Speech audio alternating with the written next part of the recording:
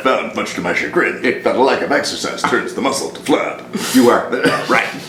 It's heavy. What are we talking about? Okay, Stop doing that. Don't make me go over there.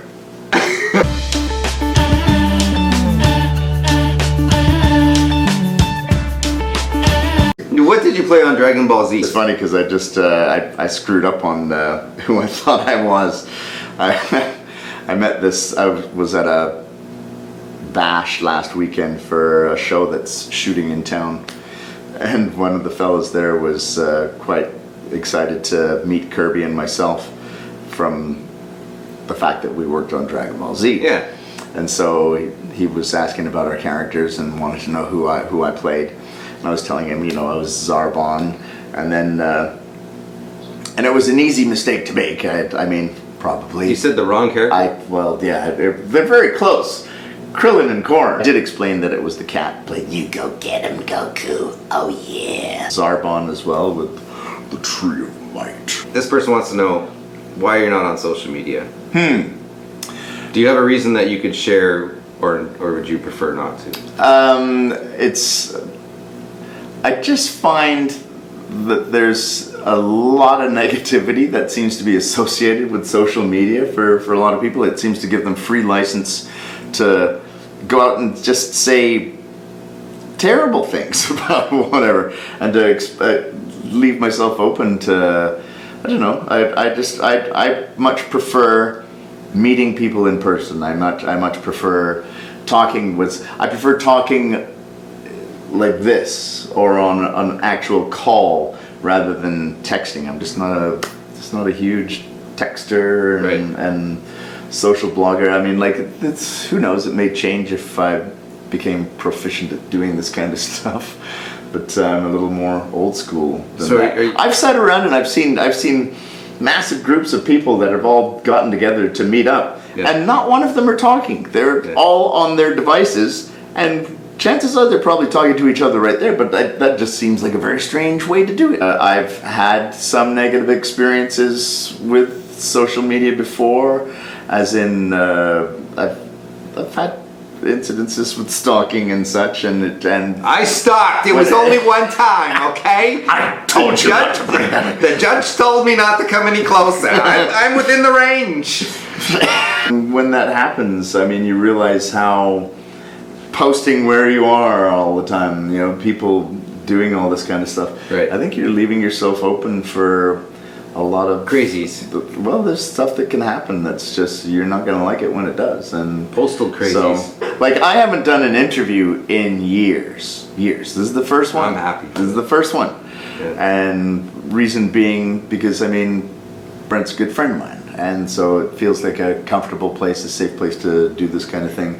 And of course, it's always good to be in touch with people and let them know about the characters and such. I mean, people have questions. They love what you do as well, right? And so it's just a good thing, because without fans, I mean, what the heck would I be doing? I probably wouldn't have a job, because the fans are everything. I can tell you right now, they're going to appreciate it. Well, and I appreciate the fact that people are interested to know what's going on. No, they do. And if there's any time that you want to get into like a Twitter or Instagram, then we'll get these guys involved. Who is your favorite ninja? I know. I'm sorry. It's their question. Why? They want you to pick. They want you to ostracize half your friends. I think that by now we know that the sensei of all people is not going to be centering out any one person and saying, I like you the best. That's like looking at a parent or something and saying, who's your favorite kid? Who is it? You don't like Brad anymore, do you? Remember what he did last week with the porridge? What made you choose Sensei Wu and not any of the ninjas? They don't really get that you didn't choose what, doing the character? Well, they're saying like, well, that would have been the auditioning process. Yeah, but they don't. But you didn't audition for the ninja. Well, I mean, this is going to lend itself to your other interview where it comes down to an age thing. Okay. And so, I mean, I'll audition for certain young characters. Yeah. I mean, to sit back and just have like a little bit of fun, like it's a blast. Yeah. But I don't think anyone would have really liked hearing a ninja sound quite that young. No, it wouldn't have worked. Right. And so, like, for that kind of stuff, for a realistic young voice, it's not my forte. I'm more of like, guys of girth and evilness. And the things that no one would really want to hear a ninja like this. This is more of the snake people. Yes. Do you in real life give advice to Vincent, Kirby, Brent, and Michael like Sensei Wu? Throw me some all the time. All the time. I mean, if it wasn't for me, I'd probably all be arrested by now. How long has it been? Oh no. Oh, come on. How is he going to know this? Here it comes. How long has it been when you banished Garmadon to the underworld? What was your inspiration for Sensei's voice when you first got the part? The second voice. Oh. The one that we ended up with. Whenever you picture Asian characters of that nature, of, spiritual and Zen-like and all these kinds of things, I picture lots of the kung fu movies that I've seen in the past, and a lot of the time that you'll have the bald guy with the ponytail at the back and like this. I would much rather like the leopard. We'll fight you. Now.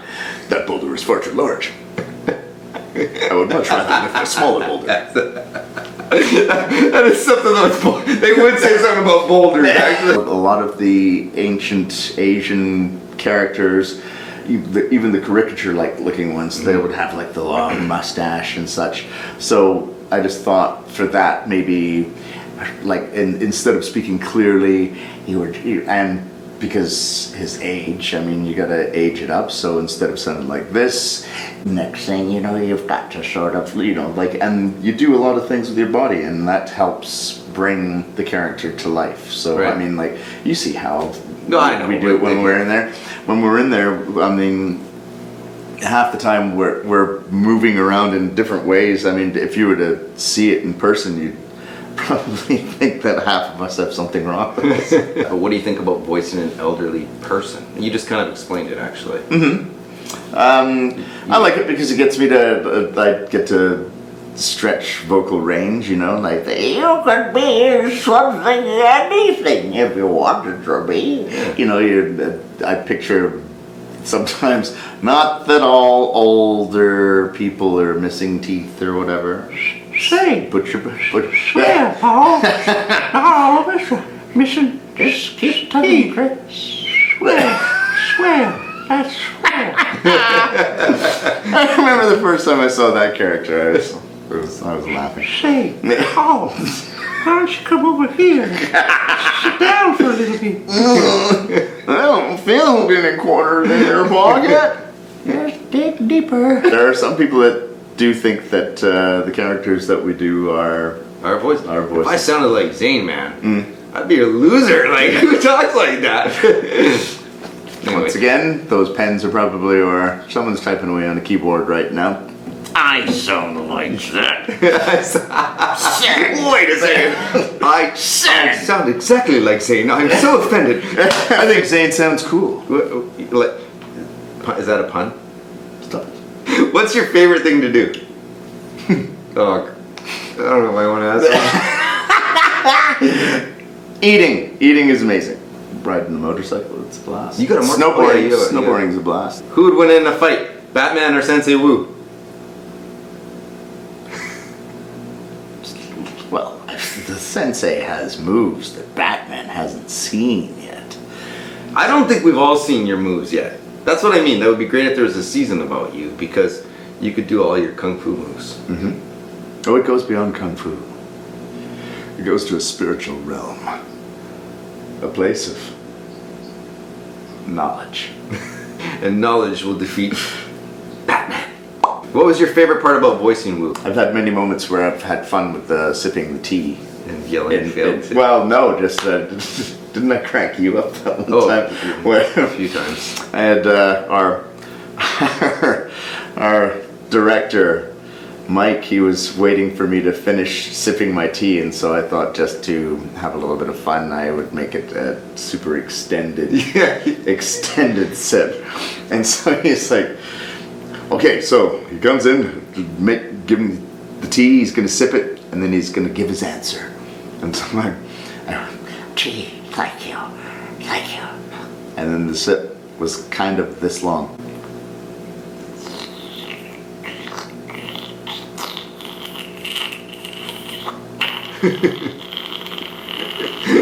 Yeah, it still works. Still funny.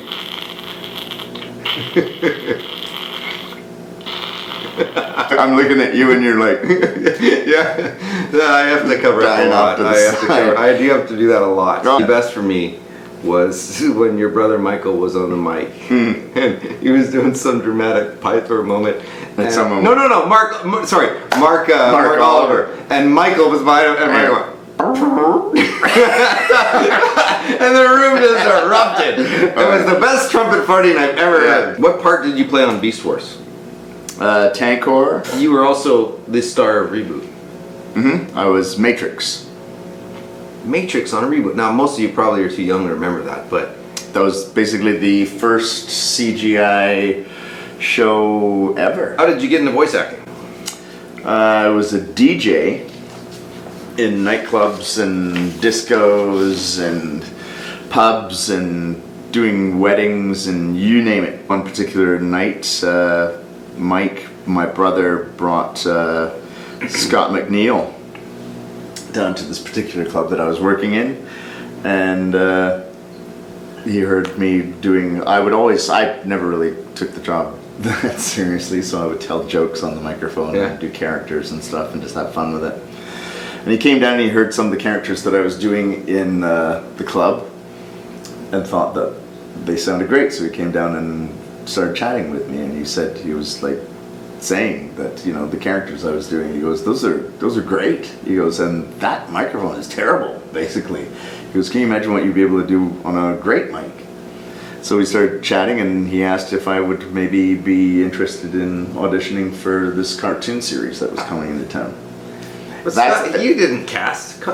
Well, no, but he was back in the day, we were able to recommend people if we thought that they were really good. Wow. Mike was great in pulling me under his wing and getting me going. I mean, like I owe it to Mike, just the fact that he got me started down this road. So Scott thanks, McNeil bro. was the one that got you in the door. Well, him and Mike and Wow, fascinating. and That's cool. Mike Donovan was the very first person that I auditioned for. Director of Ninjago, Michael Donovan. Wow. Yeah. Did you enjoy voicing Toa Oh my goodness. Can you help me with that? Toa Kopaka, Hiwihi, Wunuhu, and many others in the original Bionicle movies? Wow. Did you do all these characters? I was on the Bionicle, and and Bionicle was a lot of fun to voice. I'm gonna get real serious here. Here it comes. Do you think that you could grow a beard like Sensei Wu? In a word, no. This is true. One day, when I was 19, I grew a goatee that was really long, okay? But I decided I want to bleach it blonde. So, you know what I did? I just stuck it in bleach. Oh man, my chin was on fire. That was the dumbest thing I've ever done. In bleach? Pure bleach. It hardened. Didn't the smell like alone just like... No, it just started frying. It hardened and bristled, and then my whole chin was like. Oh. Yeah, that was really stupid. It's corrosive. I was 19, man. That was really stupid. What's your favorite type of music? I like garage band style rock and roll, man. Alice in Chains, man. Wicked. Pearl Jam, wicked. Amazing. Eagles of Death Metal. What am I listening to just lately? Kaleo. Yeah. I like his style. Can't fight the temptation. So good. What was your reaction, and how did you feel when Garmadon died? Do you remember? Sadness. What do you think about Moro being a student in addition to the ninja, and how did you feel when he died? Do you remember? Kirby Moro? Sensei!